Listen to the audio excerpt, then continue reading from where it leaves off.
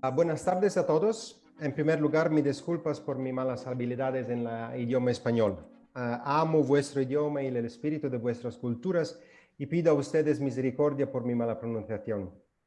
Mi nombre es Andrea Chmielewski-Bigazzi y tengo el placer de ser el coordinador de Privacy Rules, la primera y mayor alianza de expertos en privacidad y ciberseguridad. Nuestra alianza ahora está presente en 52 jurisdicciones en todo el mundo. Los invito cordialmente a visitar nuestro sitio web www.privacyrules.com, suscribirse a nuestro boletín de noticias que también se publica en español y seguirnos en nuestras redes sociales para conocer más sobre nuestras muchas actividades. Con los miembros de Privacy Rules ofrecemos asesoramiento y soluciones de privacidad de datos de múltiples sujetos, jurisdicciones y múltiples facetas a cualquier empresa, institución y organización que considere el procesamiento de datos como una parte relevante de su negocio. Nuestra asesoría holística y sofisticada es aún más necesaria en estos tiempos terribles de los que todos y cada negocio han migrado al web. Claramente, expreso la solidaridad de todos los miembros de nuestra alianza con quienes se enfrentan a serios problemas debido al COVID. Es un placer para mí presentar a Stella Vanegas, Chairwoman del Comité de Habla Hispana de Privacy Rules, y a Ángela Noguera de nuestro bufete de abogados colombiano Vanegas Morales Consultores, que moderarán el panel. Y también doy una calurosa bienvenida a nuestra firma de abogados panameña y Casa González Ruiz Alemán, representada desde Mariela de la Guardia. Con ellos hay dos distinguidos oradores invitados a quienes tenemos el honor de dar la bienvenida a esta serie de seminarios web en idioma español. Armando Gullo, asesor CAF para el marco ético de inteligencia artificial en Colombia, y Juan Pablo Marín, científico de datos y fundador de DataSketch. Les agradezco a todos ustedes en la audiencia y los invito a enviarnos preguntas a través del botón de Q&A. Eso es suficiente de mi parte. Los verdaderos protagonistas de hoy son los panelistas, por lo que la palabra va a Stella y Ángela por su moderación. Muchas gracias de nuevo por estar aquí. Andrea, muchísimas gracias. Como bien lo dices, estamos muy contentos de tener el panel que hoy lo integran tanto Armando, Juan Pablo y Mariela. Para nosotros es una oportunidad muy interesante de compartir con quienes nos están acompañando, que vamos a tener este comité en español para difundir los conocimientos y difundir los distintos objetivos en materia de protección de datos personales. Y que esperamos que nos sigan, que nos acompañen. También quienes están hoy aquí van a tener la posibilidad de seguir a Privacy Rules, que está en distintos países del mundo, y quienes han sido muy activos en irnos teniendo al tanto de los avances que se van dando en cada una de las regiones. Entonces, estar hoy también permitir tener la posibilidad de estar en el mundo entero, cuando ustedes lo decían, solamente a un clic, entrando a la página web de Privacy Rules. Yo no quiero extender mucho, solamente les quiero decir que este tema que hoy vamos a tratar, que es Big Data e inteligencia artificial por una parte, y la perspectiva, digamos, ese marco general que nos va a dar Mariela sobre cómo está la privacidad en su país, en Panamá, pues va a ser algo que apreciamos muchísimo. A Mariela, mil gracias por esa participación, y pues sin más, creo que ya voy a presentar a Mariela, que es la persona, digamos, nuestro primer panelista, y a la que, como píldoras, estas píldoras de conocimiento sobre la legislación de cada uno de los países de la región, las vamos siempre en cada uno de los eventos que haga González Ruiz y Alemán. Es licenciada en Derecho, hizo un máster, un LLM en Northwestern University School of Law en Chicago, y tiene un diploma en posgrado de impuestos de la Universidad Especializada del Contador Público Autorizado, que es la UNESPA. Y adicionalmente ha sido, digamos, ha hecho un trabajo muy importante en distintas áreas, principalmente en el área de propiedad intelectual, y hoy en día, pues, digamos, muy afín y muy relacionada con los temas de privacidad, como hoy precisamente nos lo va a compartir. Creo que Mariela es chair del Comité de Legislación e Impuestos de AmCham en Panamá. Y pues, Mariela, un gusto tenerte aquí y te damos la palabra. Muchas gracias por acompañarnos en la tarde de hoy. Voy a conversarles un poco sobre la actualidad de la protección de datos personales en Panamá. Actualmente nosotros tenemos una norma jurídica que protege este tema y es la Constitución Nacional. Sonará extraño, pero es nuestra Constitución Nacional la única disposición que protege los datos personales en Panamá. También hay unas leyes y normas especiales como los acuerdos bancarios, los acuerdos de casas de valores y las leyes especiales de los derechos y obligaciones de los pacientes.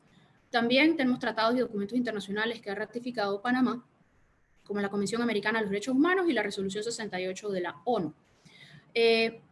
Actualmente no hay ni siquiera jurisdicción. Nosotros estamos pendientes de ver cómo se desenvuelve la ley 81 de 2019, que ahora les voy a conversar un poco de ella, y ver cómo vamos poco a poco, cómo va el país avanzando en esta materia que es bastante nueva para nosotros. Somos un país bastante atrasado comparado con, por ejemplo, Colombia. La ley 81 de marzo de 2019 tuvo su antecedente en un proyecto de ley en 2017, que tuvo a 17 entidades y gremios, no hubo consenso, la archivaron, y en el 2018 hubo otro proyecto de ley que sí avanzó y llegó ahora a la ley 80, convertirse en ley 81 del 2019. Esta ley es importante que conozcan que aún no está vigente, entra en vigencia en 5 meses, el 26 de marzo de 2021. La ley tiene por objeto establecer los principios, los derechos, las obligaciones y los procedimientos que regulan la protección de datos en Panamá, considerando su interrelación entre la vida privada, los derechos y las libertades fundamentales de todos los ciudadanos panameños y extranjeros. Importante, esta no es una ley ideal, pero es la que hay. No ha sido tampoco regulada, esto le toca al órgano ejecutivo. Esta ley cubre principios básicos importantes, son 9 principios básicos, como lo son la confidencialidad, la proporcionalidad, la lealtad, y entre otros, y una muy importante, la protección de la seguridad de los datos. Esto significa, este principio garantiza que los datos deben de ser, debe avisarse que ha habido un breach o una violación a los datos, y sobre todo los datos sensibles, inmediatamente. En cuanto uno lo sepa, que ha habido este breach, debe avisarlo. Estas son las excepciones al ámbito de aplicación de la ley, como creo que había mencionado. Las leyes especiales regulan ciertas materias en especial, y aquellas que realiza una persona natural para fines domésticos y personales, las autoridades competentes, las que se efectúen para el análisis de inteligencia financiera, entre otras. El ámbito de aplicación son 2. Los que se encuentran en el territorio de la República de Panamá, que almacenen y contengan datos de extranjeros y panameños, y el responsable de tratamiento de datos esté domiciliado en Panamá, excluidas los datos regulados por leyes especiales. Solo se puede tratar datos personales si cumple estas 4 condiciones. Consentimiento, cuando sea necesario para una ejecución de una obligación contractual, para el cumplimiento de una obligación legal y cuando sea autorizado por una ley especial. Nuestra garantía constitucional indica que se necesita el consentimiento y el propósito. Sin estas 2 cosas no puede haber un tratamiento, y tiene que estar informado el titular de para qué va a ser utilizado esos datos, ¿no? Este consentimiento se tiene que obtener de una forma que se permita su trazabilidad y puede ser revocado sin efecto retroactivo. No se requiere autorización para el tratamiento de datos personales en Panamá en estos casos, cuando son de dominio público, cuando están en una base de datos de una organización profesional, tipo colegio de abogados, cuando sea de carácter económico, financiero, bancario, urgencia médica o sanitaria, y entre otros. Los datos sensibles de salud deben tener un consentimiento expreso, irrefutable y previo. Esto es muy importante. Los datos personales sensibles tienen una máxima protección en Panamá, y ahora voy a un momento a hablarles sobre estos. El acceso a los datos es gratuito. y puede solicitar su modificación, su eliminación y su bloqueo. Datos sensibles. Nuestra legislación, la Ley 81, define datos sensibles como aquellos que se refieren a la esfera íntima del titular y que su mal uso pueda dar origen a discriminación o un riesgo grave para este. Son sensibles estos datos: origen racial, étnico, afiliación sindical, convicciones religiosas, opiniones políticas, datos de salud y vida, orientación sexual, datos genéticos o biométricos. Yo personalmente ya estoy teniendo problemas porque para mí un reconocimiento facial biométrico me genera muchos problemas porque yo tengo una gemela idéntica y la pantalla de la cámara térmica en la oficina, cuando ella va, piensa que soy yo. Yo puedo desbloquear el celular de ella y ella puede desbloquear el mío. Eso está generando ciertos inconvenientes, ¿no? Hay excepciones al tratamiento, al almacenamiento y la transferencia de los datos personales que son confidenciales, sensibles y restringidos cuando reciban un tratamiento transfronterizo. En 4 ocasiones solamente se puede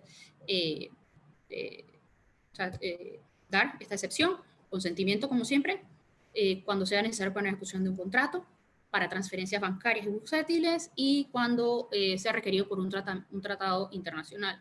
Recientemente hubo una iniciativa legislativa en donde se busca crear una base de datos de reconocimiento facial biométrico, y esa iniciativa ahora mismo hay una pequeña discusión porque entra en conflicto con esta ley que precisamente protege los datos sensibles. Así que ahí eso se está revisando. Los derechos de los titulares de los datos personales. Tengo que mencionar que, naturalmente, Panamá reconoce los derechos ARCOS de acceso, rectificación, cancelación y oposición. No los quiero mencionar porque tengo poco tiempo.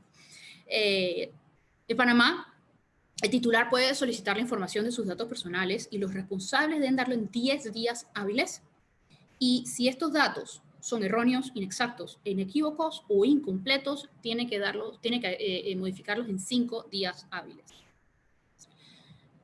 Si el titular no recibe esa información en los días o en los plazos que da la ley, ellos pueden ir a la Autoridad Nacional de Transparencia y Acceso a la Información, que es la autoridad que regula la protección de datos en Panamá, para que realice investigaciones y coloque las sanciones que apliquen. Los datos personales en Panamá no pueden transferirse ni comunicarse después de 7 años que se extinguió la obligación legal, al menos que haya un pacto contrario o que se disminuya la cantidad de años. Eso ya es parte del contrato que aplique. Si hay una entidad pública que recopila datos, solo puede utilizar esos datos en la materia de su competencia, no para otras. Los responsables y los custodios de los datos personales tienen que llevar un registro que tienen que mantener a la disposición de la autoridad, una bitácora que tienen que tener lista en 15 días antes que inicie esa actividad. Yo no he mencionado un oficial de datos personales porque la ley no establece un oficial de datos personales, sí un responsable o un custodio del tratamiento de los datos personales. Y bueno, quería mencionar eso porque considero que es importante. La ley establece que la transferencia de los datos es lícita cuando cumple uno de estos 13, estas 13 disposiciones: consentimiento, que se encuentra en un tratado, por ejemplo, en virtud de un contrato, que esté en una sociedad del mismo grupo económico, por ejemplo, un banco y una aseguradora que son del mismo grupo, ahora sí lo van a permitir, esa transferencia. Para cooperación internacional, importantísimo, entre organismos de inteligencia para luchar contra el crimen organizado, el terrorismo, la trata de blancas, el narcotráfico, etc. O que el responsable que transfiere los datos adopte un mecanismo de autorregulación vinculante. Ya estoy terminando.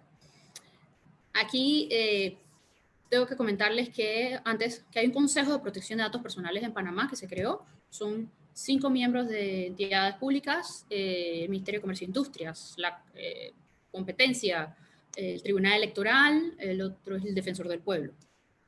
Y otros 5 que son gremios. Ellos son los encargados de asesorar a la Autoridad Nacional de Transparencia y Acceso a la Información, que es la que va a poner las infracciones y las sanciones, que son leves, graves y muy graves. Leves, citación a la autoridad por no cumplir los plazos que da la ley para cumplir con las informaciones que necesite la autoridad. Graves son, por ejemplo, tratar datos sin consentimiento o infringir garantías y principios fundamentales, almacenar datos sin la debida seguridad. Y los muy graves es utilizar datos, ay Dios mío, me pasé, de almacenar datos de forma dolosa. La persona, el titular, puede recurrir por medio de un recurso de reconsideración o de apelación, y de apelación después, y esto sería un proceso administrativo. Y luego a los tribunales, si hay un daño patrimonial y moral, el responsable debe hacerse cargo de esto si resultarse responsable. Ya con esto he terminado mi breve presentación. Los detalles del procedimiento, por ejemplo, no se han regulado. Nosotros estamos esperando el reglamento. Todavía no sabemos cómo la autoridad va a ejecutar el cumplimiento de esta ley. Y ellos tienen que actuar bajo sus propios recursos. Muchas gracias por su atención y entramos al tema de fondo.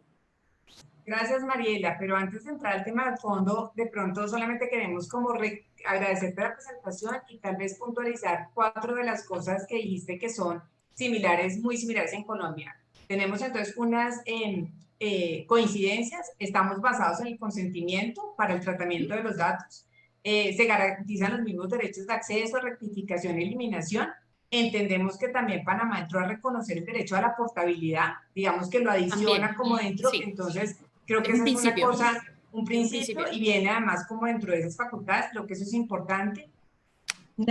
Tú bien lo señalabas, entra en vigencia en marzo del próximo año, lo cual no debe ser que la gente se confíe, porque siempre pasa que dejamos todo para el último minuto, en el último segundo. Sí. Entonces creo que es muy importante que ahorita la gente que aún no ha hecho lo necesario para estar a punto, pues esté. Seguramente el reglamento va a salir, como también suele suceder, muy cerca de la fecha de, digamos, en la que corriendo. Todos vamos a estar corriendo. En Panamá todo el mundo estará corriendo. En Colombia hay muchas entidades que tenemos negocios muy cercanos con Panamá. Entonces, este tema, por ejemplo, de transferencias internacionales de datos va a ser un tema bien interesante, bien importante.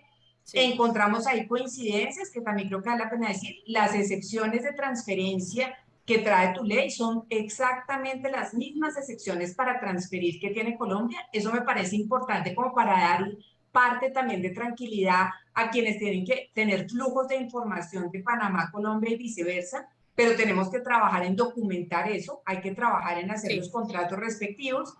Y por último decir que es muy interesante esta figura del Consejo de Protección de Datos, que va a estar asesorando a la autoridad, porque ese Consejo de Protección de Datos integra público y privado. Eso me parece muy importante. Oye a los gremios, ahí están los diferentes gremios, el sector financiero, por ejemplo, tiene su voz y así otros, y las autoridades, como tú bien lo señalabas, quienes están encargadas de cuidar los derechos fundamentales y las demás autoridades, pues están allí también. Creo que esas mesas de concertación y esas mesas de diálogo son fundamentales, exactamente, para que lo que salga realmente sea efectivo y sirva. Entonces, pues no, de hacer, digamos, como esas reflexiones sobre lo que nos compartiste, y muchísimas gracias, Mariela. Estaremos igual muy pendientes en lo que podamos trabajar entre países juntos. Claro que sí. Ahora sí, Ángela, te doy la palabra entonces para que presentes ya a Armando y a Juan Pablo. Perfecto, muchas gracias Estela, muchas gracias Mariela por tu presentación. Yo me quiero tomar un par de minutos también para reflexionar un poco sobre la exposición de la presentación que nos hizo Mariela sobre Panamá. Creo que Panamá es un ejemplo muy pertinente para lo que está pasando en América Latina, para lo que ha pasado en América Latina, porque yo creo que hay ventajas y desventajas de estar, digamos, en ese rezago, un poco en el rezago que habla Mariela. Por un lado es como esa angustia de decir, bueno, somos un país que no ha hecho esta cosa, cuando todo el mundo ya lo hizo, cuando ya Europa incluso reformó su primera directiva, y nosotros pues seguimos aquí en lo primero, digamos, en el paso uno, pero lo que sí es muy cierto, es que ustedes ya están, gobiernos como el de Panamá están actuando y están haciendo normas sobre un tema que ya está mucho más maduro, digamos, en el mundo, a nivel Sí, regional también.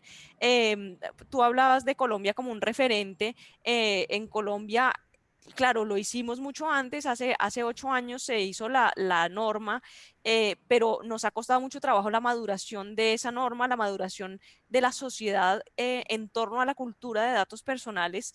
Y yo creo que, como la realidad supera siempre la norma y la realidad supera la ficción, tú, por ejemplo, nos ponías ese ejemplo que me parece buenísimo y que yo me gustaría que Armando y Juan Pablo luego se refirieran, un poco pues a esto también, que es el tema de que yo ni siquiera lo había pensado, de si uno tiene un gemelo idéntico, pues entonces, ¿cuál garantía hay de los datos personales? ¿Cuál garantía hay de que, por ejemplo, mi sí, teléfono me lo desbloquea? Bueno, qué tal que se odiaran o qué tal que lo que sea, y eso pues sí, pero pues podría pasar, o cualquier cosa, o que en la sí. oficina, no sé, se El confundan aeropuerto. en lugares, exacto, ¿no? Que usted sí salió del país, pero no, yo no salí, ¿Y pero el están en otro? la cámara.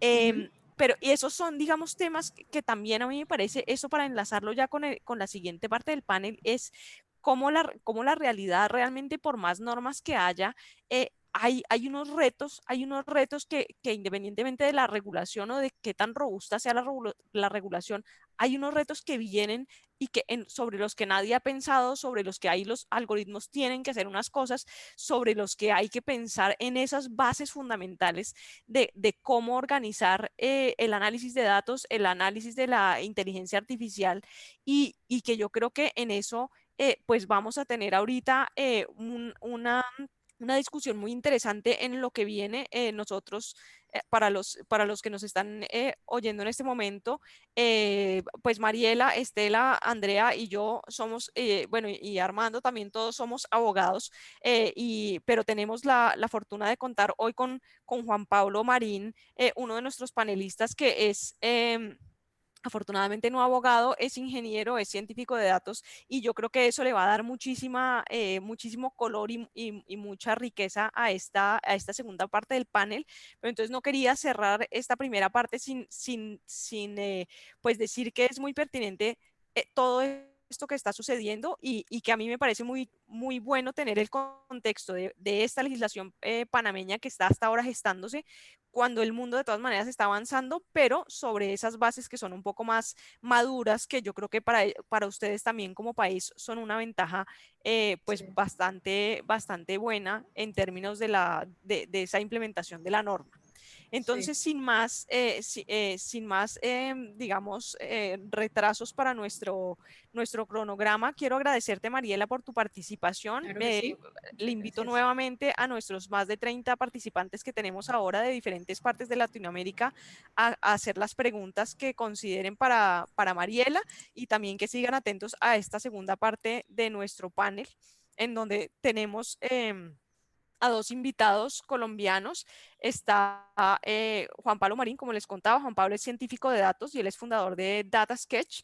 Él ha trabajado con múltiples organizaciones gubernamentales y no gubernamentales en América Latina para analizar, explorar y visualizar diversas fuentes de información para el bien público. Tiene una plataforma que es datasketch.co, donde crea herramientas en la nube para la democratización de la ciencia de datos. Juan Pablo es, máster en tecnologías de la información de la Universidad de ETH de Zurich, y en 2012 fue nombrado Network Fellow de la Universidad de Harvard por una de sus soluciones de Big Data para la lucha anticorrupción. Y, también tenemos, bienvenido Juan Pablo, entonces a nuestro panel, y también le doy la bienvenida a Armando. Armando Guío es abogado magna cum laude de la Universidad de los Andes en Colombia y es especialista en Derecho Comercial de la misma universidad. Hizo su maestría, su LLM, en la Universidad de Harvard con honores, y su maestría en Política Pública en la Universidad de Oxford. Se ha desempeñado como profesor en las clases de Derecho Romano, Fundamentos de Derecho de los Negocios y Ética de Gobernanza de la Inteligencia Artificial en la Universidad de los Andes. Fue fellow del Centro de Investigación de Tecnología y Derecho Berkham Klein Center de la Universidad de Harvard y actualmente es afiliado de ese mismo centro. Es colaborador de la Ethics and Governance of Artificial Intelligence Initiative y la Artificial Intelligence Policy Practice que lidera esta institución dentro de la Universidad de Harvard. Ha asesorado a entidades privadas y públicas a nivel nacional e internacional en temas relacionados con protección de datos, innovación y regulación de políticas públicas para el desarrollo de tecnologías emergentes. Lideró la elaboración, esto es de lo último que ha hecho, es lideró la elaboración y diseño de la política pública de transformación digital e inteligencia artificial en Colombia como asesor de la Presidencia de la República, es asesor de la Corporación Andina de Fomento CAF y desde hace unos meses también hace parte del Observatorio de Política de Inteligencia Artificial de la OCDE. Entonces, bienvenido también Armando. Pues tenemos, como ustedes ven, dos panelistas muy expertos en los temas de inteligencia artificial y Big Data. ¿Cómo va a funcionar esta segunda parte del panel? Nosotros hemos preparado algunas preguntas que le vamos a hacer a uno o a otro panelista en primer lugar, pero para todas las preguntas ambos van a tener 4 minutos para intervenir. Si la discusión se pone muy álgida, les podemos dar una contrarréplica dependiendo de cómo veamos la situación. Pues nosotros cerraríamos, Estela o yo, la pregunta, digamos, para pasar a la siguiente. Esperamos realmente que sea una conversación fluida y pues divertida para todos. Entonces, yo quisiera empezar preguntándole a Juan Pablo, ¿cómo se ve el Big Data desde la perspectiva de las nuevas tecnologías como la inteligencia artificial? Hola, muchas gracias por la invitación. Pues digamos que lo primero en este tipo de conversaciones es súper importante aclarar, o más bien, converger en los conceptos de los que estamos hablando. Entonces, cuando hablamos de Big Data, podemos pensar que estamos trabajando con análisis de grandes volúmenes de datos. Creo que hay una regla que a mí me gusta mucho, una regla simple para saber qué es Big Data y qué no es Big Data. Y esta es, en un Excel puede considerarse como Big Data, ¿sí? Si ustedes miran otras referencias, empiezan a hablar de terabytes y gigabytes y estos números que son difíciles de entender para cualquier persona. Entonces, si jugamos con la regla de cualquier tipo de información que no quepa en una tabla Excel, creo que está bien para que trabajemos. Ahora, en temas de inteligencia artificial, el concepto también es, pues, digamos, bastante vago, pero reúne un conjunto de tecnologías y herramientas, usualmente de matemáticas, estadística y programación, que nos permiten hacer que los computadores comprendan alguna realidad a partir de algunas mediciones que hacemos de un entorno y puedan tomar algunas decisiones por nosotros, ¿sí? Entonces, con eso en mente, cuando hablamos de Big Data, en años recientes ha habido grandes desarrollos computacionales que permiten que los computadores puedan procesar muchísimos volúmenes de información y estos grandes volúmenes de información se traduzcan en ayudas para que se puedan tomar algunas decisiones, ¿sí? Entonces, existen diferentes técnicas, pero hay unas técnicas que requieren grandes volúmenes de datos para enseñarle a un computador cómo es el entorno y pueda tomar alguna decisión. Entonces, ¿cómo se ve el Big Data en relación a la inteligencia artificial? Pues básicamente como un insumo para que enseñarle a los computadores a ayudarnos a tomar decisiones de una manera más ágil. Y pues esto viene con una cantidad de criterios que debemos tener en cuenta para una implementación correcta, apropiada, que, digamos, no vaya en contra de las libertades fundamentales de los ciudadanos, cosa que puede pasar fácil si no se hace con cuidado. Muchísimas gracias. Armando, también quisiera que tú intervinieras para ver cómo es desde tu perspectiva. Claro, digamos que, pues claro, como digamos, la perspectiva que se ha tenido del Big Data claramente es hoy en día dirigida a que nos sirva como un insumo, y como lo comentaba Juan Pablo, nos sirva como un insumo para lo que es el desarrollo de inteligencia artificial.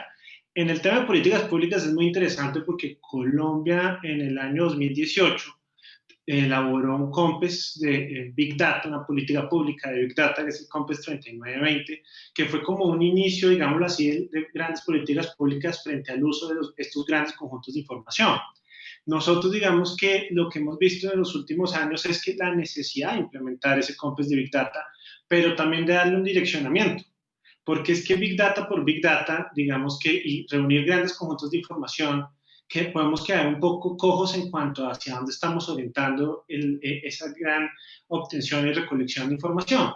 Y eso se materializó, como lo comentabas, en un ejercicio en el que pude participar y liderar, como fue la redacción de la Estrategia Colombiana de Inteligencia Artificial, COMPES 3975, que lo que coge y dice es, tenemos que llevar la implementación del COMPES 3920 de la política de Big Data como una política fundamental, pero también dirigida para el diseño, implementación, uso de sistemas de inteligencia artificial en Colombia. Y yo creo que un poco eso es como también el llamado, y no solo con inteligencia artificial, sino con otras tecnologías emergentes, y es que no limitemos el uso de Big Data a una sola tecnología, sino que podamos llevarlos a otras tecnologías y otras tecnologías emergentes que se están valiendo de esto.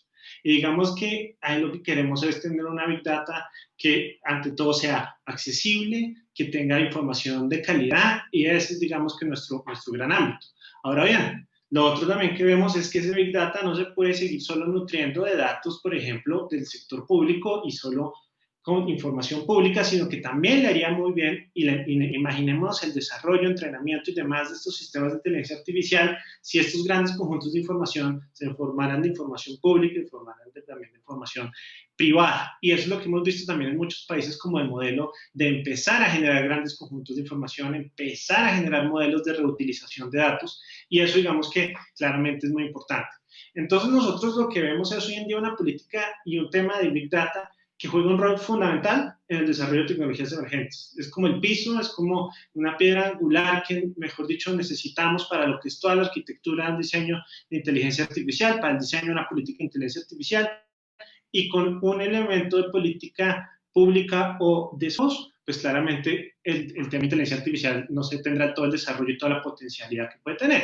Y como un último punto, eso lo vemos, por ejemplo, en las mediciones y en los índices internacionales. ¿Qué nos dijo, por ejemplo, el último índice de Oxford Insights y del ICRC, que nos catalogó como una AI Rising Star en Latinoamérica?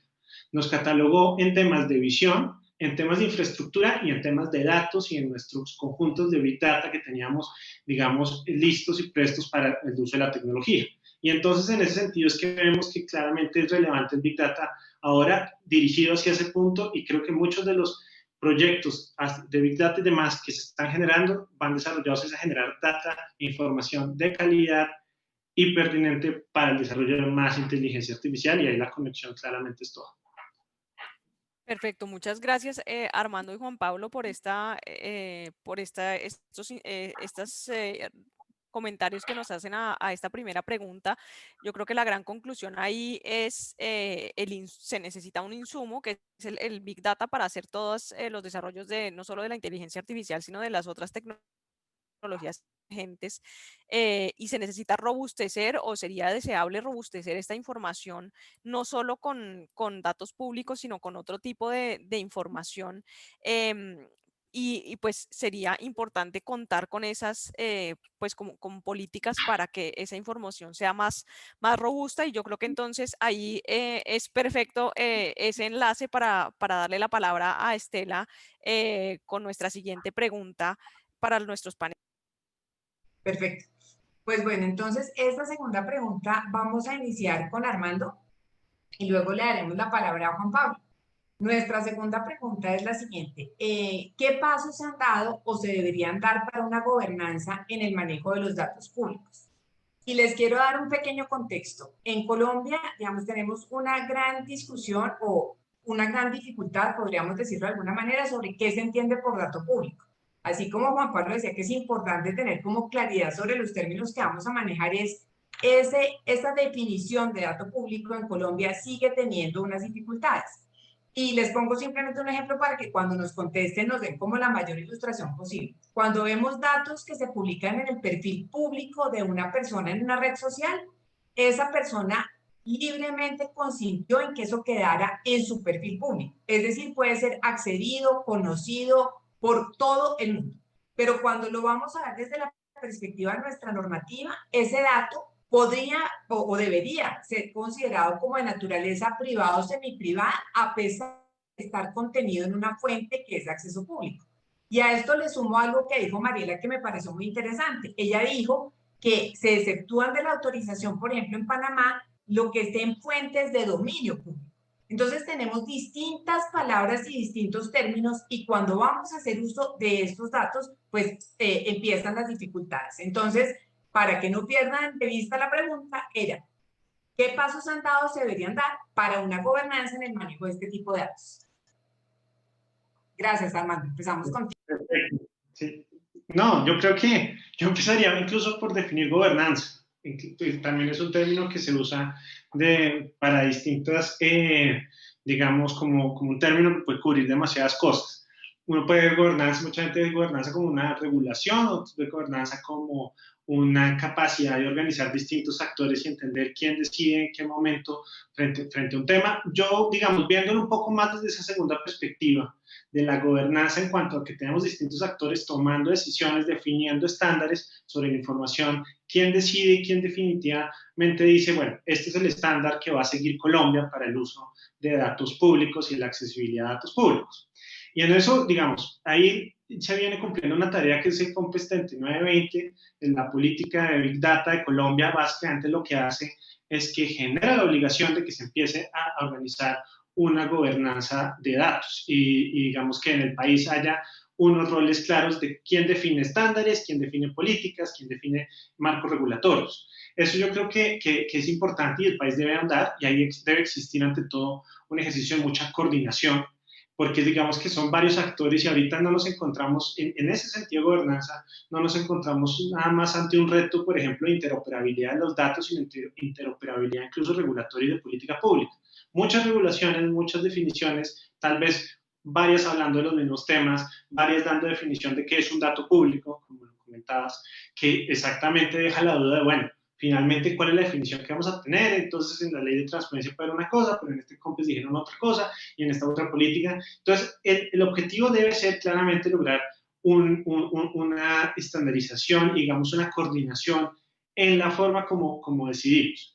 Y yo creo que eso es muy importante, nos lo ha dicho varias veces, por ejemplo, la OECD, que quiere exactamente ver mayor coordinación, por ejemplo, cuando están analizando la política de Open Data, de datos abiertos de Colombia, han dicho, queremos ver exactamente quiénes son los que definen y los actores llamados a definir esto, y yo creo que ahí se ha hecho un gran esfuerzo. Ahora bien, me parece interesante, y de pronto si lo han podido ver, en Colombia se prepara otro COMPES, que es la política de reactivación económica. Y en esa política de reactivación económica, que está hoy en día en discusión, para que todo el mundo lo pueda comentar, hay un elemento que me ha parecido relevante, y es que consideran la necesidad de exactamente seguir generando una gobernanza, de hacer mayores esfuerzos y que haya una política nacional de datos para Colombia, y en la cual incluso mencionan la importancia de que tendría exactamente definir una gobernanza frente a este tipo de temas. Eso me parece a mí que es una de las grandes discusiones que se nos viene. Ese marco de la política nacional nos va a permitir tener este tipo de, digamos, de conversaciones, y ante todo lo que yo creo es que debe ser una conversación que envuelva distintos sectores, todos los sectores, digamos, que puedan participar y sean relevantes en esto deben hacerlo, pero ante todo, y me parece lo importante, el llamado es aprovechar los espacios de participación, digamos, porque la participación es tan amplia, está tan elevada, que exactamente esos espacios que se generan de participación, de análisis de los comentarios, de profundización en ciertos temas, todos debemos aprovecharlos, y es aprovechar estos espacios que se generan también y estos espacios de participación para generar esas propuestas de gobernanza, porque aquí no creo que haya una sola respuesta, sino que se está dispuesto a atender a distintas formas de ver esta materia. Entonces, son discusiones que están vigentes. No sé si de pronto no respondí el fondo, pero básicamente lo que yo creo es que sí tiene que haber y ya para terminar, tema de coordinación de las entidades involucradas y ante todo lograr esas entidades que ya sea por su rol en técnico y de política pública puedan ir generando mucha más línea en esos temas, y eso es lo que tenemos que ir identificando con precisión en un ecosistema tan grande ya como es pues exactamente un estado y pues más en un país. Armando, muchísimas gracias, muy claro. Paso entonces a Juan Pablo, por favor, y te oímos. Gracias. Bueno, pues hay bastantes temas por comentar. Creo que arranco por la distinción que hacía sobre los datos públicos. Normalmente cuando yo hablo de datos públicos me refiero a los datos en relación a la ley de transparencia de acceso a la información, pues literalmente los datos que tienen pues los diferentes entes del gobierno con respecto a los ciudadanos. Pero, pues digamos, me parece alarmante, como mencionaba Ángel hace un rato, los casos en los que todavía falta una cultura ciudadana sobre la información privada, su información disponible en diferentes medios, y está clarísimo el ejemplo de las redes sociales, ¿no? Los ciudadanos pueden poner información privada en una red de acceso público y esto, digamos que, bueno, por un lado, pues no hay claridad sobre los efectos o los riesgos que esto puede tener. Pero otro lado que me parece aún más preocupante es que no existe una diferencia como en el imaginario de la ciudadanía entre compartir su información frente a entidades privadas como una red social o frente a una entidad pública. Entonces vemos, por ejemplo, ciudadanos ahora con el tema de la emergencia diciendo cosas como, bueno, si yo le doy ya toda mi información a Facebook, ¿qué pasa si la comparto con, ejemplo, Corona App, que es la aplicación esta para hacer seguimiento a casos de coronavirus en Colombia, ¿sí?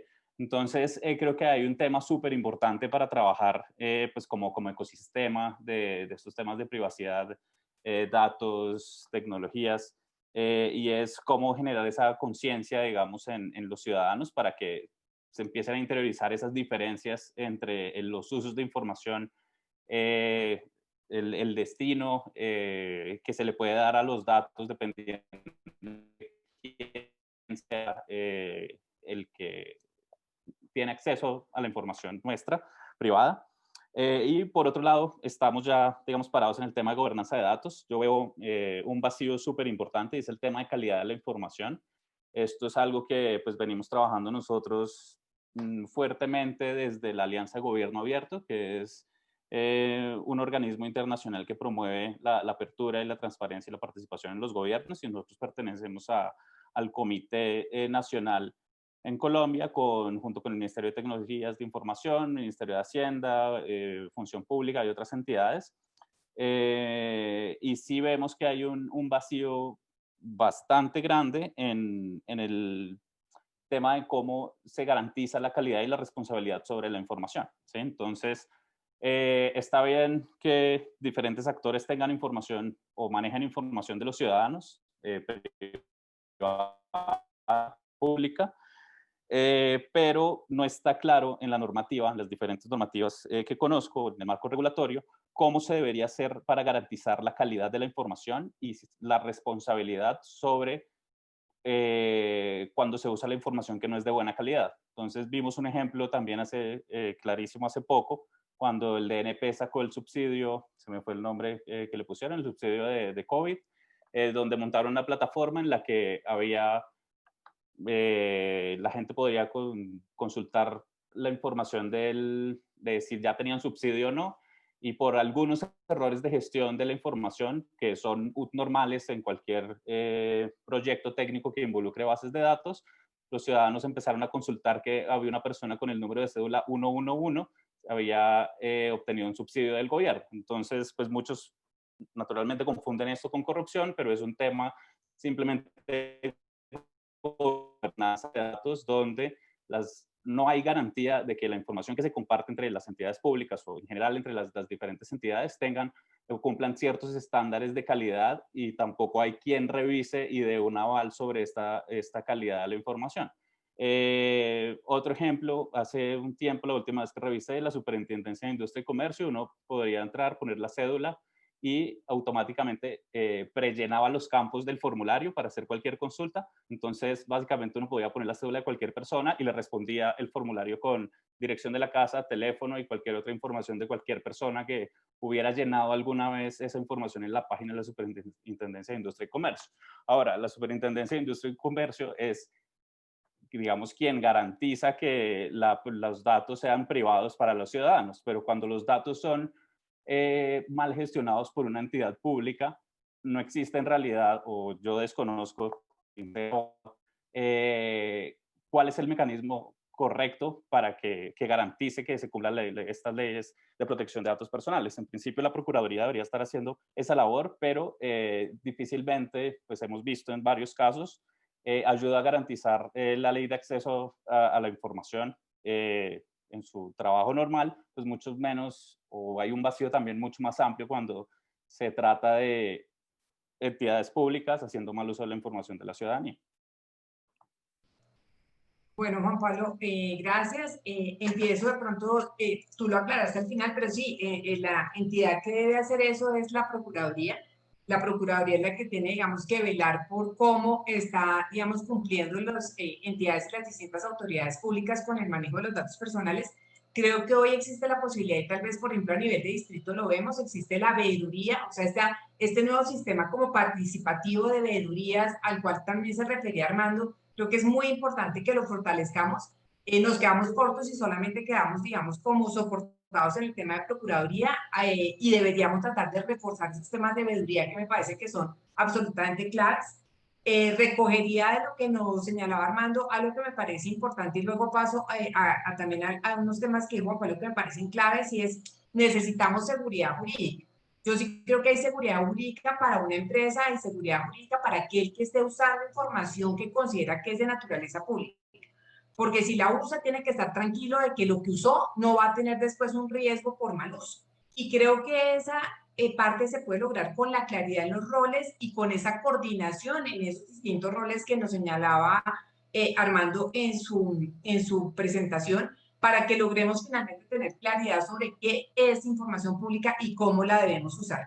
Y a eso le sumo lo que dijo Juan Pablo, el tema de los estándares. Creo que tenemos que lograr que las entidades públicas puedan subir el estándar. Hay una brecha, por supuesto, por capacidad de recursos, capacidad económica entre las entidades privadas y las públicas. Y lo que hoy necesitamos es fortalecer a lo público, porque estoy totalmente, yo soy una convencida de que tenemos que confiar como ciudadanos en las autoridades públicas y no podemos privar al Estado de manejar información personal por pensar que lo va a hacer mal. Lo que tenemos es que tener las garantías suficientes, la información y la transparencia para que el ciudadano se sienta tranquilo, se sienta informado y con base en eso pueda hacer seguimiento de lo que está pasando con su información. Entonces, Ángela, creo que el punto que sigue la pregunta además pega muy bien con esto y seguimos, digamos, como en este ciclo de preguntas tan interesantes y sobre todo de respuestas. No, esto está buenísimo, está buenísimo, cada vez se pone mejor. Estoy de verdad muy entusiasmada con este panel porque creo que además vamos hilando las preguntas muy bien y yo quisiera ahora pasar un poco del contexto pues puramente colombiano más a un tema, digamos, una discusión un poco más abierta y es también pues precisamente sobre el uso de los datos y un poco lo que han esbozado los panelistas en las respuestas anteriores sobre la disponibilidad de datos públicos, la disponibilidad de datos que están en, digamos, en control de entidades privadas y lo mismo ahora, digamos, pensemos en las facultades que tienen el privado y el público para hacer diferentes, para hacer diferentes cosas con los datos. Entonces, la pregunta concreta, y esta es una pregunta que le hacemos primero a Juan Pablo, es cómo en países de América Latina, donde tenemos la necesidad en todos los países de controlar temas como corrupción, fraude, etcétera, se puede hacer perfilamiento comercial. Los privados pueden hacer perfilamiento comercial de sus titulares y de los clientes, pero no hay una claridad sobre cómo se puede hacer un manejo de los datos públicos para fines, por ejemplo, de control de la corrupción o de fraude al Estado. Es su pregunta muy difícil porque tiene bastantes matices, ¿no? O sea, digamos que es normal hacer perfilamientos comerciales y pues todos hemos sido víctimas de esto cuando nos persigue el viaje a Cartagena por meses, cuando hacemos búsquedas en cualquier red social. Pero pues ya todos, bueno, creo que muchos hemos escuchado casos como el uso de estas técnicas de perfilamiento para meterse en temas de elecciones. Eso, todo el tema de Cambridge Analytica. Entonces allí nos vamos al otro extremo, ¿no? Estamos parados acá en el social, que está bien, pero luego nos vamos y seguimos haciendo perfilamientos comerciales que puede generar indiscusión en elecciones, incluso en gobiernos de otros países. Eso es un gran problema. Y yo sí creo que hacen falta herramientas para que los ciudadanos o, digamos, la ciudadanía en general pueda hacer control social de una manera más práctica utilizando estas tecnologías de la información.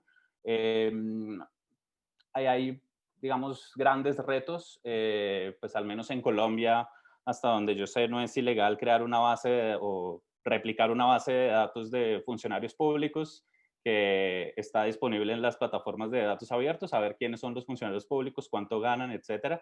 Pero luego si nos vamos a países como Francia, donde entiendo se importa bastante el tema regulatorio en privacidad de datos, allá ninguna organización podría sentarse, una organización social haciendo seguimiento a la corrupción, podría sentarse a hacer un perfilamiento de, digamos, una base de datos de corruptos históricos sancionados, ¿sí?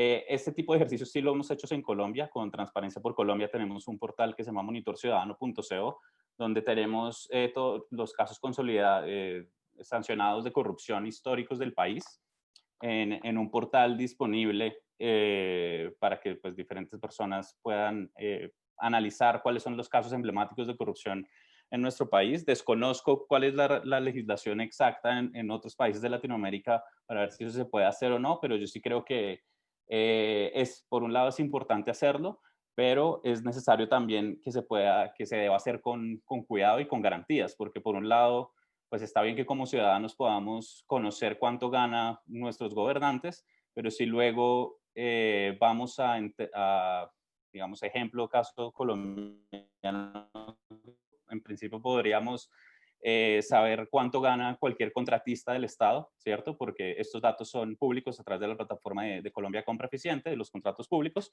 pero ¿hasta qué punto tiene sentido que cualquier ciudadano pueda conocer los ingresos mensuales financieros, que la información financiera es de carácter privado, si no es un cargo, pues digamos, de mayor responsabilidad dentro del Estado? Entonces, no sé, cualquier persona que tenga un cargo de labores generales, por ejemplo, tiene sentido que esa es la información financiera, es con nombre propio, cédula, dirección, como está actualmente en las plataformas de datos abiertos en Colombia.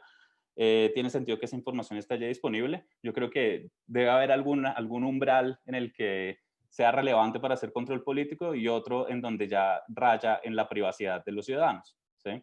Entonces, son preguntas difíciles y creo que eso es un gran reto para que lo sorteen los abogados, porque no es fácil. Perfecto, no, pues digamos yo sigo con la misma pregunta, entonces nada, yo creo que básicamente el tema de datos, digamos, para temas de corrupción y transparencia, definitivamente en eso sí la accesibilidad a datos es fundamental para lograr transparencia y para lograr exactamente reducir, digamos, este fenómeno. Claramente el fenómeno de la corrupción es muy complejo y yo entiendo el punto, digamos, de Juan Pablo cuando dice pues no debería ser sino la información de ciertas personas y demás para hacer de pronto un control político, pero es que se ha visto corrupción tanto a todo nivel y digamos con una complejidad tal que es difícil ya generar una regla de esto, y lo que uno no quisiera es, pues claramente, es que el tema de datos abiertos se convierta simplemente en un tema que tiene que serlo seguramente de control político, pero sí también de un control eficaz digamos, de la corrupción al nivel que se esté dando. Y en ese sentido sí me parece que, por ejemplo, las tecnologías, y digamos, son fundamentales, yendo atrás, por ejemplo, las tecnologías emergentes, porque nos permiten, en todo ese universo de información, lograr cierta discriminación y lograr un análisis un poco más estratégico exactamente hacia dónde se quiere. Y eso me pareció muy interesante, por ejemplo, en los últimos ejercicios anticorrupción, cuando uno oye la Secretaría de Transparencia y lo que ha venido haciendo, por ejemplo, en tratar de usar inteligencia artificial, se usaba incluso blockchain, por ejemplo, para analizar cadenas de valor y tratar de limitar la mayor cantidad de riesgos. Incluso fue un proyecto que se trabajó en sus momentos del Centro de Cuarta Revolución Industrial y después con la Procuraduría General de la Nación, y que ha sido muy interesante, documentado internacionalmente. Y es ese tipo de cosas que uno dice, yo creo y creo que Colombia ha sido muy bien rankeada en temas de datos abiertos y de accesibilidad a datos, índices internacionales así lo demuestran, pero si tenemos entonces, para ser más estratégico con la data, no sé si es menos data o si más bien es una data que usada con unas tecnologías que nos permitan ser incluso más eficientes en esa labor. Y eso, digamos, como que es uno de los también, desde mi perspectiva, uno de los llamados, y es, no basta a los estados solo con tener la data ahí, sino con tener una data que definitivamente pues, pueda ser utilizada para que estas tecnologías puedan hacer un análisis realmente interesante de cómo se está moviendo la corrupción, porque, pues, digamos, para mí, yo no soy un experto en la política pública y en medidas de política pública contra la corrupción, y sé que es toda una materia de estudio a nivel nacional e internacional, pero sí creo que el tema de generar ya ciertas estandarizaciones en ese sentido, yo un poco tendría esa precaución, porque es una práctica muy cambiante y muy compleja en ese sentido. Entonces, eso yo creo, y pues claramente todos los países tienen que apostar hacia eso. Digamos, a mí me da satisfacción ver temas como el portal de datos abiertos de Colombia, que también fue uno de los temas que nos llevó a que Colombia fuera rankeada como tercera en gobierno digital, y es porque es un portal que, si todos lo vemos, es un portal muy completo, con acceso a información muy interesante, en el que claramente se siguen haciendo esfuerzos, pero son ese tipo de cosas exactas donde tenemos una gran materia prima para construir lo que venga, y claramente para tener esas discusiones sobre cómo luchar o no contra la corrupción, pero hay un insumo para exactamente tener esas discusiones, que es con lo que comentas, y en la pregunta que comentas, cuando uno ve, no conozco muy bien los casos en los que exactamente eso no se está permitiendo en ciertos países, pues sí genera una preocupación, pues, de que de pronto los países no estén yendo hacia una cosa que yo creo que ya hemos empezado a consolidar como una buena práctica mundial, ese es el acceso abierto a los datos. Bueno, o sea, naturalmente, pues, concuerdo con Armando. Pues digamos, mi intervención anterior no era por tener cada vez menos datos, al contrario, creo que cada vez deberíamos tener más datos públicos, hago el énfasis. Y un ejemplo de eso es una investigación que hicimos recientemente para analizar brecha salarial de género en relación a los temas de COVID, al analizar los datos de contrataciones públicas de contratistas en el sector salud. Logramos identificar que las mujeres ganan 60% de lo que ganan los hombres en el sector de salud en Colombia. Pero entonces, pues digamos, aparte de esta investigación, que igual fue interesante porque analizamos cuánto se ganaban las enfermeras o los enfermeros haciendo procesamientos de texto sobre los objetos de los contratos que están disponibles en la plataforma de datos abiertos. Una pregunta que me surge es, estos datos públicos, digamos, son datos para, digamos, lucha anticorrupción, ¿sí? Entonces, ¿tiene sentido hacer análisis de brecha salarial de género con estos datos públicos? Si ese no fue su propósito inicial, pues para mí naturalmente tiene todo el sentido, pero yo no sé si empiece a haber algunos vacíos jurídicos en ese tipo de usos de información cuando, sí, puede ser pública o privada, pero pueden haber otros usos que son, digamos, beneficiosos para la sociedad, pero no necesariamente estén contemplados en el uso o en el tratamiento de los datos, que pueda ser problemático. Yo me uno a eso y estoy de acuerdo, eso es muy interesante, y se ha visto, por ejemplo, ahorita con el uso de inteligencia artificial, incluso con los marcos de interoperabilidad. A veces cuando los datos van a salir más allá del primer uso para el que fueron recolectados, y las oficinas jurídicas, si uno escucha y lo que ves, las oficinas jurídicas lo primero que dicen es, venga, pero es que, y digamos, es una pregunta, yo creo que conjunta para Estela y para Ángela y para Andreas y todos, y es, cuando esos datos se recogieron con un propósito y luego cambia, vemos temas cambiantes, tecnologías que nos proponen otras cosas, ¿qué podemos generar en ese sentido para generar exactamente esa seguridad para las personas, de pronto si son datos personales, para los titulares de esos datos, que todavía sigan en control de lo que se está haciendo, pero a la vez para lograr esos tipos de beneficios sociales y la implementación de este tipo de tecnologías y herramientas. Estoy completamente de acuerdo y eso es un tema que tendremos que resolver, pero de ahí también, por ejemplo, ahondar en temas como reutilización de datos y demás, que necesitamos tomar decisiones importantes y yo por eso hago ese llamado. Me parece que es muy importante ver ese tema de la política nacional de datos y de lo que venga de ahí, porque eso nos permitirá tomar grandes decisiones al respecto. Y el tema exactamente que nos lleva a un gran tema que podemos después discutir, y sé que no es foco esta pregunta, pero el tema del consentimiento, ¿no? Que siempre ha sido un tema muy fuerte, el tema de la protección de datos, quienes están a favor, quienes están en contra. Yo creo que por ahora, y digamos, creo que el tema del consentimiento es vital, es importante desde un punto de vista muy, muy personal, pero claramente con todas este tipo de cosas como las que comenta Juan Pablo, entonces empieza un poco...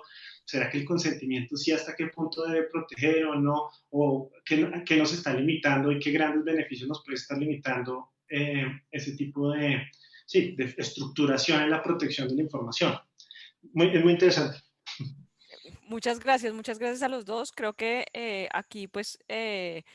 digamos, estamos en el corazón de la discusión, en el corazón de esas dudas que se generan, un poco volviendo al tema de la realidad supera la ficción o la realidad supera la norma, y en donde es muy importante poder tener una visión más, un poco más allá, una visión dinámica, sin perder, digamos, las garantías ciudadanas y garantías que tanto en Colombia como en Panamá y en otros países están en nuestra Constitución, son derechos fundamentales. El derecho a la protección de la información es un derecho fundamental, pero también hay que pensar en la información como herramienta de bienestar social o de mejoramiento de la sociedad.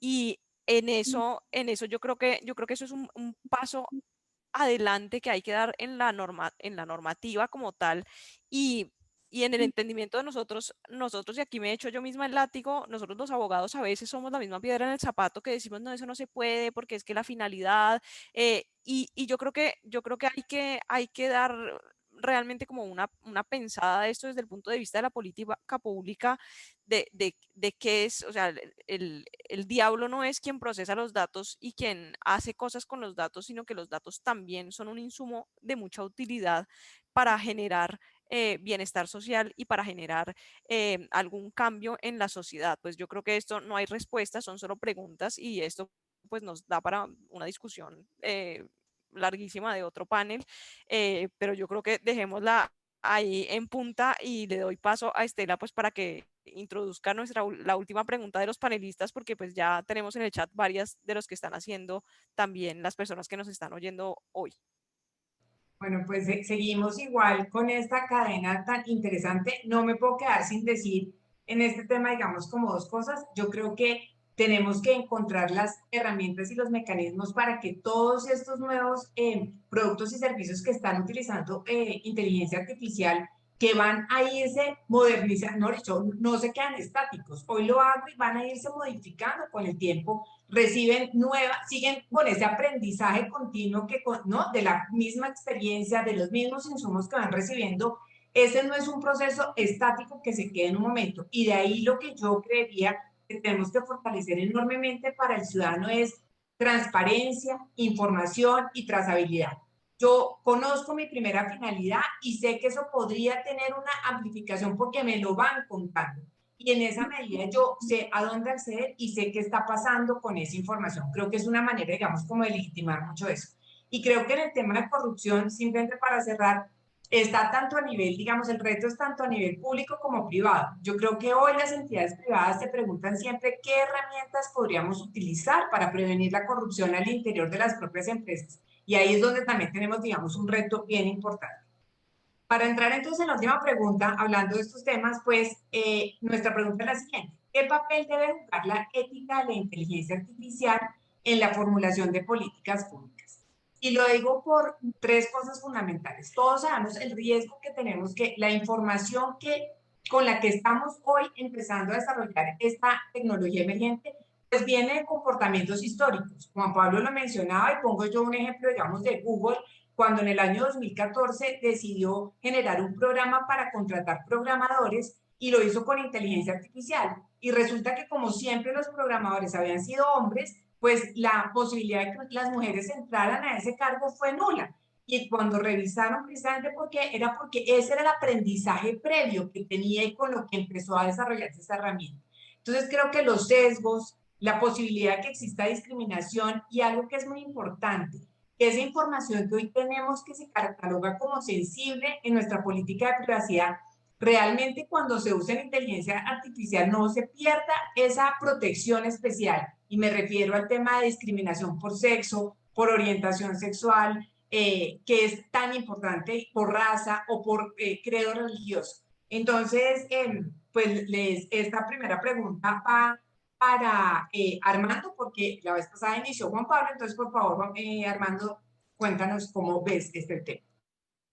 Perfecto, sí. No, yo creo que básicamente, y también viendo la pregunta como ustedes la presentan, el tema de la ética en la inteligencia artificial en la política pública, básicamente lo que se ha visto, digamos, y es una práctica internacional, es que el tema ético ha sido parte, por ejemplo, de todas las estrategias de inteligencia artificial que hemos visto alrededor del mundo.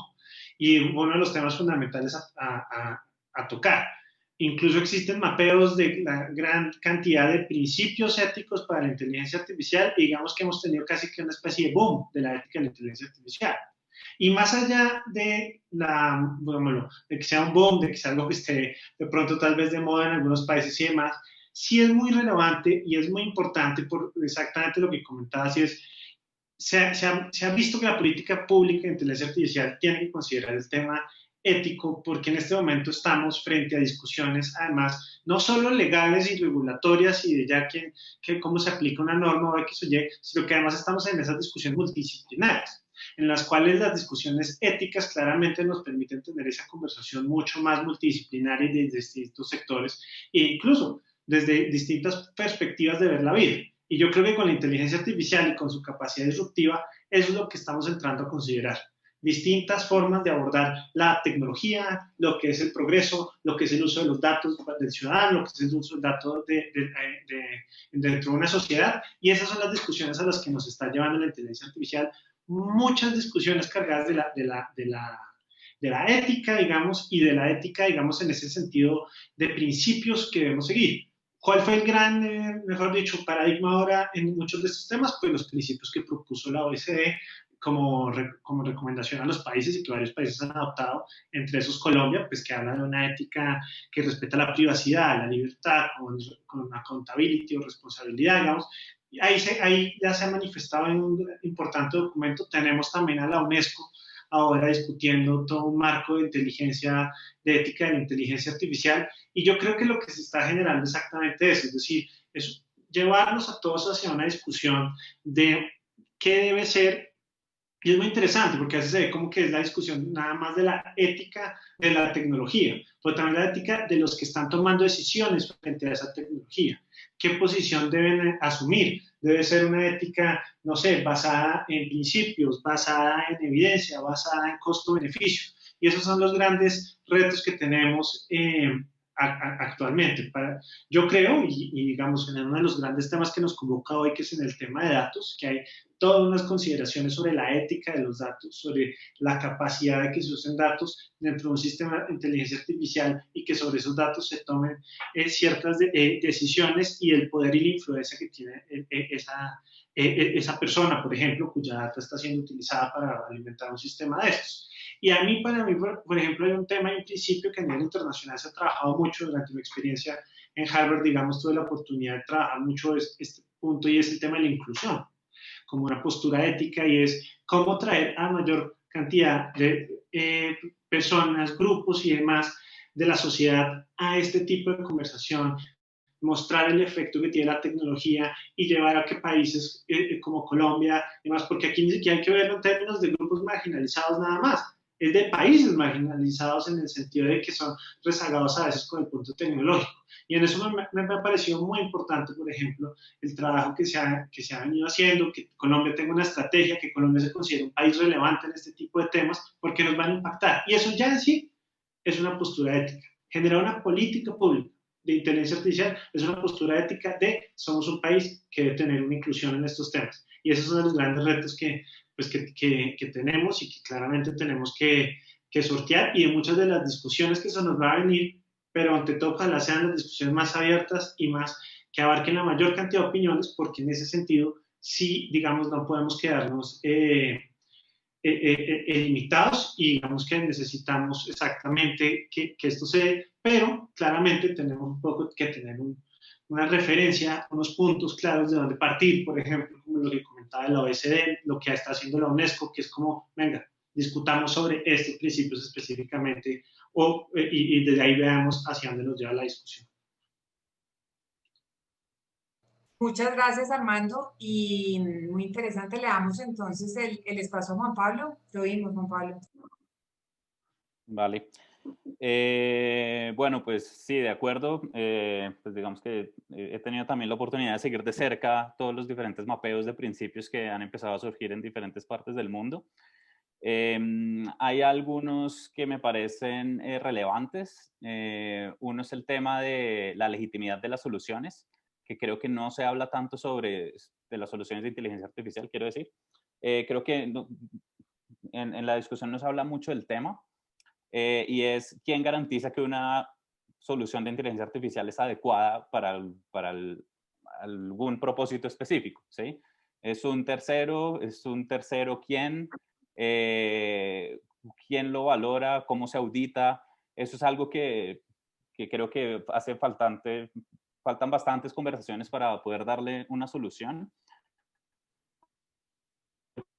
No es un tema sencillo, ¿no? Luego, digamos, eso podría conectar con que hagamos los algoritmos transparentes, es decir, que todas las personas saben qué algoritmo se usa, cómo se usa, etcétera, que ese es el ideal y uno de los principios, digamos, fundamentales que se mencionan en diferentes organismos, pero luego nos podemos ir al otro lado y es que así como las personas hacen SEO, de pronto han escuchado como optimización de búsquedas en Google, entonces la gente aprende a utilizar diferentes términos para ganarle rankings a Google, ¿cierto? Lo mismo podría pasar con un algoritmo, digamos, de asignación de crédito, ¿sí? Entonces, de pronto las personas, y cuando digo personas, algunos científicos de datos podrían empezar a jugarle de vuelta al algoritmo para saber cómo ganarle al algoritmo, ¿sí?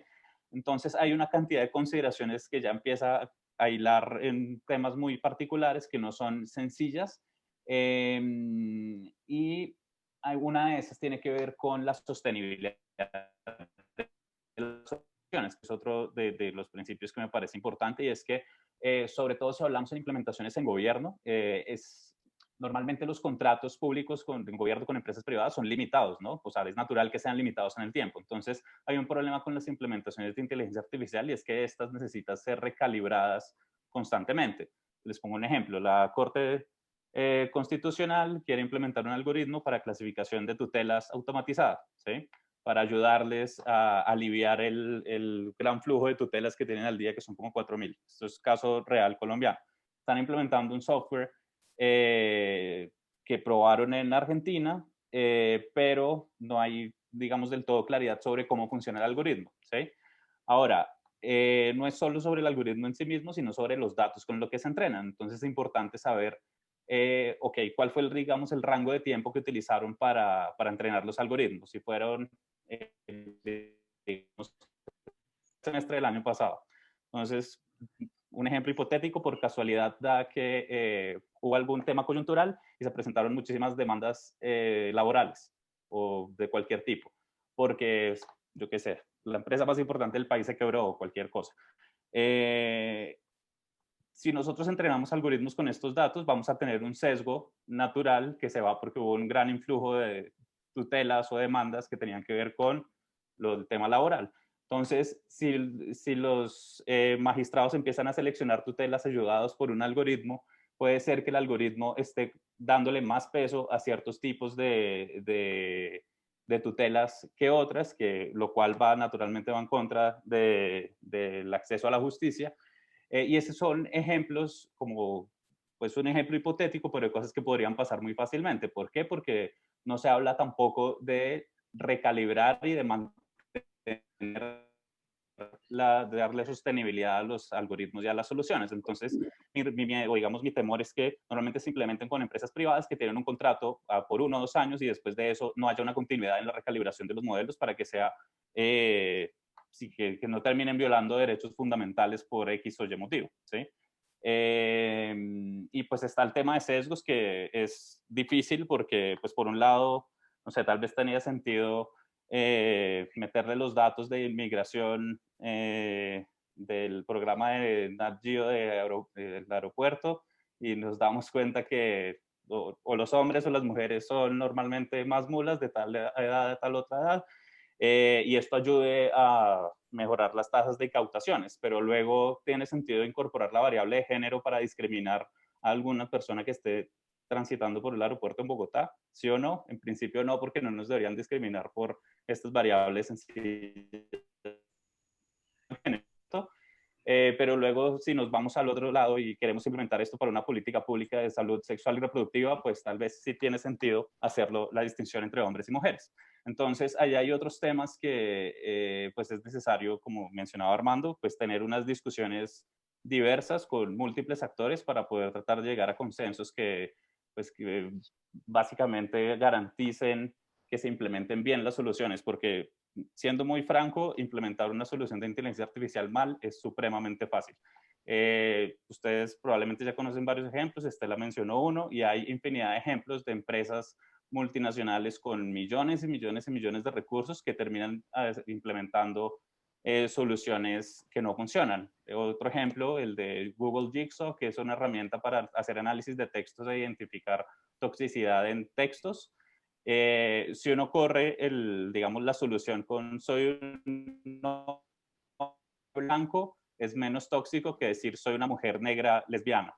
Y esos son datos que son números reales, y estos números cualquier, digamos, empresa podría estar utilizando el API de Google para hacer un análisis de toxicidad y de pronto terminar haciendo, digamos, selecciones impropias a través de análisis de redes sociales, por ejemplo. Y son cosas que ya están pasando. Estos no son ejemplos, digamos, hipotéticos, son cosas que ya están pasando. Muchas gracias, y qué dicha es esta conversación, pero el tiempo se nos acorta y tenemos preguntas. No sé, solamente para dar paso a las preguntas, simplemente creo que es cómo lograr auditar para que podamos romper prejuicios, es decir, no todo lo que se hace así va a estar mal, y podamos lograr llegar a inclusión, que en nuestra región realmente tiene que ser el principal objetivo. Entonces, Ángela, les doy paso a ustedes, al equipo, para que por favor hagan las preguntas que están en el chat. Perfecto. Muchas gracias, Estela, muchas gracias, Juan Pablo y Armando, por este, de verdad, panel tan interesante que hemos tenido, y también a Mariela. Voy a hacer la primera pregunta que hace Natalia, se la voy a dirigir a Juan Pablo, que es justamente, pues yo creo que tú lo estabas hablando, y la respuesta será muy corta. Natalia pregunta si sería factible la aplicación de la inteligencia artificial en los estrados judiciales, llegando a reemplazar a los jueces en sus decisiones, teniendo en cuenta que con la aplicación del Big Data podría tener bastante información objetiva al momento de fallar, dejando de lado los prejuicios que pueden llegar a tener, pues, un juez humano. Si quieres, Juan Pablo, pues contéstala. Yo creo que pues, la respuesta tú ya la habías dado, pero... Pues, digamos, en principio sí, pero hay que hacerlo con mucho cuidado, y siempre otro de los principios es que al final las decisiones puedan ser revisadas por un humano. Eso es súper importante también, hablando de los principios de la ética artificial, sobre todo en decisiones. Perfecto. Pues de acuerdo ahí, para digamos, no ocupar mucho tiempo, le voy a hacer la siguiente pregunta a Armando. Juan Bolinaga pregunta: Big Data se identifica con la recolección de grandes volúmenes de datos. Ahora bien, pienso que estamos abusando de la recolección de datos que finalmente no resultan útiles, y estos podrían podrirse, dice él entre comillas. Entonces, usando un símil, diría que si recolectamos un número infinito de frutas, pero no podemos procesarlas, terminan pudriéndose. Por ello, ¿no creen ustedes que habría que hacer un énfasis en el tratamiento y la transparencia en lugar de hacerlo en la recolección y la propiedad? Muchas gracias. Sí, yo creo que ahí el punto es que, mejor dicho, necesitamos data de calidad. El reto exactamente está en eso, en tener data de calidad y cómo nos aseguramos que haya una data que de verdad sirva, porque pues sí puede haber unos conjuntos de información que finalmente sea muy difícil de que tengan algún tipo de funcionalidad.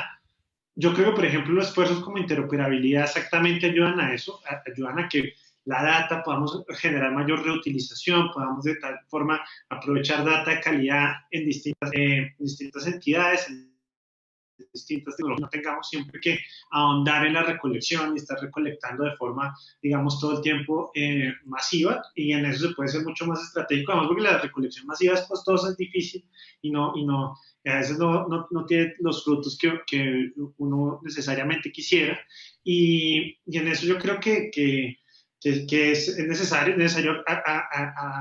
adelantar los temas de actualización, mejor dicho, de mejora de la información y de los datos que se tienen, y para eso también, volviendo a un punto que hemos tocado, la gobernanza que nos ayuda a generar unos estándares muy adecuados y unas buenas prácticas en el tema de calidad, que es un tema que, como le comentaba también, en índices internacionales también nos están midiendo.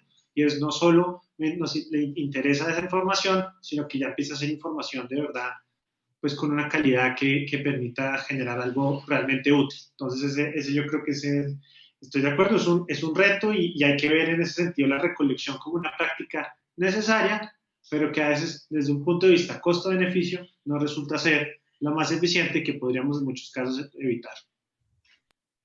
¿Puedo hacer una nota rapidísima? Claro que sí. Algo que siempre hacemos bastante énfasis es no tanto en hablar de Big Data, sino en Big Small Data. O sea, básicamente hay muchas fuentes de datos pequeños que pueden ser valiosas. De hecho, si miran la Declaración de los Derechos Humanos, fíjense que todos los derechos que se listan ahí, en realidad, para poderlos atacar o para poder darle solución cuando se vulneran, es necesario utilizar fuentes de información que normalmente son pequeñas y son de difícil acceso. Por ejemplo, acceso a la salud, hemos visto los datos de COVID, que son al final datos procesados manualmente, y el volumen pues se ha ido creciendo, pero en un principio era que se manejaban en un Excel. De hecho, al gobierno del Reino Unido les pasó que se les acabó las columnas del Excel para gestionar los datos de COVID, y es un gran ejemplo también de gobernanza de datos. O de temas de acceso a educación, temas de derechos, violencia y derechos humanos. Normalmente son muchas fuentes de datos pequeñas, y cuando normalmente se hablan estos temas de inteligencia artificial, se habla mucho de grandes datos, pero hay grandes problemas de la humanidad que se solucionan con pequeños datos. Pues muy interesante, muchas gracias. Y hay una última pregunta que hace Heidi Balanta sobre una circular de la Superfinanciera en temas de Sarlaft. Dice, esto es, para ponerles en contexto, es sobre acceso a información pública que no necesariamente tiene carácter de pública. Entonces dice, en temas de Sarlaft, la circular de la Superfinanciera establece obligaciones a las entidades vigiladas para obtener información necesaria para realizar los procedimientos de conocimiento del cliente utilizando datos e información de fuentes confiables e independientes. En este sentido, las entidades vigiladas pueden utilizar bases de datos públicas de prestadores de servicios ciudadanos digitales, de bases de datos propias o de bases de datos externas, y validar que esta información cumpla con la ley 1581, que es la ley colombiana de datos personales. Y le pregunto a los panelistas qué opinan, porque como decía Estela, puede pasar que se creen bases de datos con información que esté publicada, pero que no tenga la característica de pública, y en términos de acceso público, ¿qué criterios debemos tener en cuenta para que en estos casos podamos podamos manejar datos personales con problemas de calidad? Es un tema pues como de acceso a información que está pública pero que no tiene la característica de pública, y temas de calidad. Ahí se la dejo a quien quiera contestar. Una nota rapidísima, eso es un problema súper complejo también, porque por un lado pues necesitamos garantizar la privacidad de los ciudadanos, pero luego por otro lado, por ejemplo, estaría bien que hiciéramos un mapeo de medios para identificar, no sé, violencia sexual contra la mujer, y solo las únicas fuentes de información posibles son medios, y esto es información que es publicada, pero en realidad le pertenece, digamos, a un medio en su página web o algo así. Entonces, simplemente quería comentar eso para pues, poner el caso en los dos extremos y que los abogados nos ayuden a darle una buena solución. Nunca damos soluciones, acuérdate.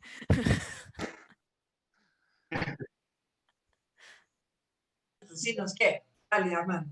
No, yo más lo que voy a decir es que No conozco en particular la circular, digamos el caso, pero sí me parece interesante porque eso llega todo el tiempo y es exactamente eso. Circulares, tenemos un decreto por allá, una circular externa tal, una circular interna que dijo tal cosa, y entonces generamos una multiplicidad de normas y elementos frente al acceso a información y para ciertos sectores y demás, y ahí es donde queremos, como comentaba, insisto mucho en ese término, en esa interoperabilidad regulatoria y de todas estas normas, que haya mucha mayor coordinación. No es una tarea fácil, digamos, muchos países lo viven, frente a la información surgen, y eso que aquí pues tenemos una autoridad de datos, digamos que en principio está en cabeza de la Superintendencia de Industria y Comercio, pero sin embargo todavía es difícil, y ese es el tema de las cosas que yo creo que tenemos que resolver y que tenemos que seguir generando, sin ser crítico de lo que haya hecho la Superfinanciera, pero sí que haya, ojalá siempre todo esté alineado y uno siempre pueda, desde el ejemplo más micro hasta el más macro, entender que hay una línea clara frente a la política de datos. Por eso de ahí tan importante, insisto, traes esos comentarios y toda esta, digamos, generación de ideas que se pueda dar frente, por ejemplo, una política nacional de datos que seguramente en estos temas de decisión y gobernanza, para tratar esos temas micro, también va a tener una importante influencia. Entonces, para mí es una evidencia muy interesante de exactamente ese fenómeno. Total, y solamente quería decir, es que la circular es muy reciente, es la circular 27 que salió en septiembre de este año y se llama StarLabs 4.0, porque la idea es incorporar, digamos, todos estos nuevos mecanismos digitales de conocimiento de información para garantizar que se debe de prevenir el lavado de activos y la financiación del terrorismo adquiera, digamos, herramientas acordes que permitan, digamos, trabajar de manera más eficiente y promueve el tema de identificación biométrica y otras cosas para evitar suplantación de identidad. Pero lo que tú dices, totalmente de acuerdo, hay que poner eso transversalmente porque la Superfinanciera vigila entidades financieras, bancarias, aseguradoras y de valores, pero también estas entidades están sometidas al régimen general de protección de datos personales. Así es.